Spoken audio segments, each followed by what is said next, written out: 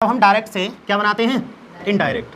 ठीक है, तो सबसे पहले जब हम पढ़ते थे तो ज़्यादातर मोस्ट ऑफ द टीचरों ने सन बट्टे 123 को पढ़ाया है हमें, सही बात है नहीं, लेकिन कुछ बच्चों के समझ में ये सन बट्टे 123 आता ही नहीं है। इस पर हमने एक और शोध कर दिया है, बिल्कुल एकदम कैसा सिंपल, एक बार में आपको पर्सन चेंज करना आ जाएगा, ये मेरी गारंटी है। ठीक है, बस आपको ध्यान देना है कि मैं लिख क्या रहा हूँ और आप उसे समझेंगे कैसे। ठीक है, तो कुछ चीज़ें ज़रूरी हैं और उन्हीं चीज़ों को समझ के आपको चलना है। जैसे मैंने आपको बताया था कि डायरेक्ट स्पीच में आपके दो भाग होते हैं। कितने भाग होते हैं? दो। तो यहाँ पर मैं लिख देता हूँ आपका कौन सा भाग, आरबी, और कॉमा इन्वर्टेड कॉमा के बाद आपको मिल जाता है कौन सा, आरएस। याद रहे इस जगह पर और इस जगह पर, यहाँ पर कौन मिलता है आपका, सब्जेक्ट, और यहाँ कौन होता है, ऑब्जेक्ट। ठीक है, यहाँ पर आपको एक देखने को मिलेगा क्या, पर्सन। क्या मिलेगा, पर्सन। बस यही सबसे मोस्ट इंपॉर्टेंट चीज़ है। अब ध्यान देना, यहाँ पर जो ट्रिक है वो काम करने वाली है। अगर मान लो यहाँ पर्सन कौन दे रखा है, आई। आई कौन सा पर्सन है आपका, फर्स्ट पर्सन। कौन सा पर्सन है, first person. First person change होता है किससे, सब्जेक्ट से। किससे चेंज होगा, सब्जेक्ट। और जो सब्जेक्ट है वो किस में मिलेगा तुम्हें, आरबी में, और आरबी में कौन होगा, वो सब्जेक्ट। ये तुम्हें ध्यान देना, ये ट्रिक है आपके लिए। एक क्रम याद रखना, सन बट्टे 123 एक अलग फॉर्मेट पड़ जाता है, लेकिन ये ट्रिक सबसे बेस्ट रहेगी। अब ध्यान देना, जब आपको जो सब्जेक्ट मिलेगा उसी सब्जेक्ट को सेम लगाना है, सेम लगाना है, और सेम किस में लगाना है आपको, आरएस में। अब ध्यान देना, आई कौन सा पर्सन है, चेंज अकॉर्डिंग टू सब्जेक्ट किसका, आरबी का कौन, उसे कैसा लगाना है, बिल्कुल सेम। ठीक है, अब मान लीजिए आरबी ये है और आरबी का सब्जेक्ट यहाँ पर मान लीजिए कौन है, यू। तो I first person change according to subject, subject किसका, आरबी का। तो आरबी का सब्जेक्ट कौन है, तो यू को यहाँ पर बिल्कुल सेम रख देना है। आ रहा है समझ में, बिल्कुल सेम रखना, चेंज नहीं करना है। आगे समझते हैं अगला, आपको क्या मिला, वी। वी कौन सा पर्सन है, first person, change according to subject, और सब्जेक्ट किसका लेना है आपको, आरबी का। यहाँ इसे भी हटा देते हैं। ठीक है, आरबी का सब्जेक्ट लेना और उसे कैसे रख देना है, बिल्कुल सेम। अच्छा, वी कौन सा पर्सन, चेंज अकॉर्डिंग टू, और सब्जेक्ट किसका, और कैसा रखना है, बिल्कुल। मान लीजिए यहाँ कौन मिल गया आपको, तो यहाँ पर इसे यही सेम का सेम रख देना। बशर्ते याद रखना है कि ये जो वी है ये आपका बहुवचन है, यानी प्लूरल, और ही आपका सिंगुलर है। जब भी यहाँ पर कोई भी सिंगुलर हो और यहाँ कौन हो, वी, तो इससे हमेशा यहाँ पर जब भी करेंगे तो क्या करेंगे, दे। ये आपको ध्यान रखना है। मान लो यहाँ पर कौन है, ही, या फिर मान लो कौन है, सी, या किसी का नाम दे रखा है। क्या दे रखा है आपको, किसी का नाम, तो ये सिंगुलर में आएंगे या नहीं आएंगे। वी कौन सा पर्सन है, चेंज अकॉर्डिंग टू सब्जेक्ट किसका, कैसा रखना है। अब सेम तो नहीं रख पाएंगे क्योंकि ये तीनों ही हमें कैसे मिले हैं, सिंगुलर, और वी कैसा है, प्लूरल। तो हम इन तीनों का क्या कर सकते हैं, ये आपको ध्यान रखना है। क्लियर है, ठीक है, आगे चलते हैं। अगर मानो आपको मिला कौन, यू कौन सा पर्सन है, चेंज अकॉर्डिंग टू ऑब्जेक्ट, और ऑब्जेक्ट किस में देखने को मिलेगा आपको, आरबी में। अब उसे सेम नहीं रखना है, आपको क्या करना है, उसका सब्जेक्टिव केस रखना है। क्या रखना है आपको, सब्जेक्टिव केस। आपको यहाँ पर जो ऑब्जेक्टिव केस ही तो मिलेगा क्योंकि ऑब्जेक्टिव है सिर्फ। हाँ, अगर यहाँ पर वी आता है जब ही दे लगाना है बस, और याद भी रखना है यहाँ सिर्फ सिंगुलर हो। अगर मान लो यहाँ कौन है तो अब दे नहीं करेंगे, अब यू को यू कर देंगे क्योंकि देखो ये भी प्लूरल और ये भी प्लूरल। अगर ये प्लूरल और यहाँ कोई सिंगुलर है, सिंगुलर जैसे कि ही है, सी है, और किसी का नेम है, तो हम क्या करेंगे, इनका प्लूरल बना के इधर लिख देंगे। तो इनका प्लूरल क्या होता है, दे। ध्यान रखना, अगर आपको ये चीज़ पूछी जाती है कि ही, सी और नेम का क्या प्लूरल बना सकते हैं, yes, we can change he, she and name into plural, कौन है, दे। आपको ध्यान रखना है। आ रहा है समझ में। तो अब इसे समझते हैं अपने टॉपिक को। यू कौन सा person, change according to object कौन है, मतलब ऑब्जेक्ट कहाँ मिलेगा, क्या करना है, उसका सब्जेक्टिव केस रखना है। अच्छा, मानो यहाँ पर पुत्र आपको क्या मिल जाए, तो यू कौन सा person, change according to object किसका, कौन है, क्या हिम का हिम रख देंगे, नहीं, कौन सा केस, तो हिम का सब्जेक्टिव केस क्या होगा, ये चेंज करने, बस बात समझ में आ रही है। अच्छा, ये तीन हो गए। आई और वी कौन से पर्सन है, जो कि किससे चेंज होंगे, और यू किससे चेंज होगा। अब मान लीजिए इनके बाद हमारे पास अदर हैं, कोई भी, ही, सी, इट, या कोई किसी का नाम, ग्रुप, कुछ भी है, तो याद रखना अदर वाले नो चेंज रहेंगे। कैसे रहेंगे, नो चेंज। इन्हें हम बिल्कुल सेम टू सेम लिख देंगे, इनसे हमें कोई लेना देना कुछ नहीं है। बात समझ में आई या नहीं।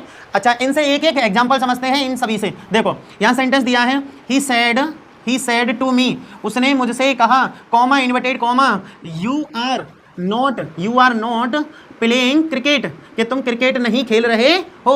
और हमें ये किस में चेंज करना है, इनडायरेक्ट स्पीच में। तो हम इसे बड़ी आसानी से इनडायरेक्ट स्पीच में चेंज कर सकते हैं। इनडायरेक्ट स्पीच में चेंज करने के लिए जो हमने आपको टेबल लिखवा रखी है, उसमें जो जो चीज़ें चेंज हो रही हैं उन्हें चेंज करेंगे, और जो टेबल में चीज़ें नहीं लिखी हुई हैं उन्हें हम चेंज नहीं करेंगे। फॉर एग्जाम्पल, क्या मैंने उस टेबल में कहीं पर भी क्रिकेट लिखा है, नहीं लिखा ना, तो समझ लो क्रिकेट चेंज नहीं होगा। यस या नो। तो कुछ चीज़ें टेबल में लिखी हुई हैं और कुछ चीज़ें टेबल में नहीं लिखी हुई हैं। किसी को कोई प्रॉब्लम, समझते हैं। अब देखो ध्यान देना, ये जो भाग हमें मिला है यहाँ तक, ये बच्चा आपका क्या है, आरबी, और ये जो भाग आपको मिला है ये आपका क्या है, आरएस। यहाँ तक की बात समझ में आ रही है। नमस्ते बेटा, यहाँ तक की बात सबको समझ में आ रही है। अब देखो, जब भी हम आरबी को चेंज करते हैं तो सब्जेक्ट का सब्जेक्ट और ऑब्जेक्ट का सेम ऑब्जेक्ट रखते हैं, क्योंकि ये चीजें हमने टेबल में मेंशन नहीं करी है। तो ही का क्या होगा पुत्र, ही, और सेड टू का क्या कर देंगे, टोल्ड, क्योंकि ये चीजें टेबल में लिखी हुई थी, हमने लिखा था कि सेड टू को किस में बदल देते हैं। अच्छा, मी का पुत्र क्या होगा, मी, और कॉमा इन्वर्टेड कॉमा की जगह हम लगा देते हैं दैट। और कल की क्लास में हमने आपको बताया था कि असर्टिव सेंटेंस में कॉमा इन्वर्टेड कॉमा के स्थान पर हम दैट जोड़ देते हैं। दैट एक कंजक्शन का काम करता है। दैट किसका काम करता है, कंजक्शन का। और ये जब हम दैट लगाते हैं तो ये कॉम्प्लेक्स सेंटेंस की तरह काम करता है। किसकी तरह,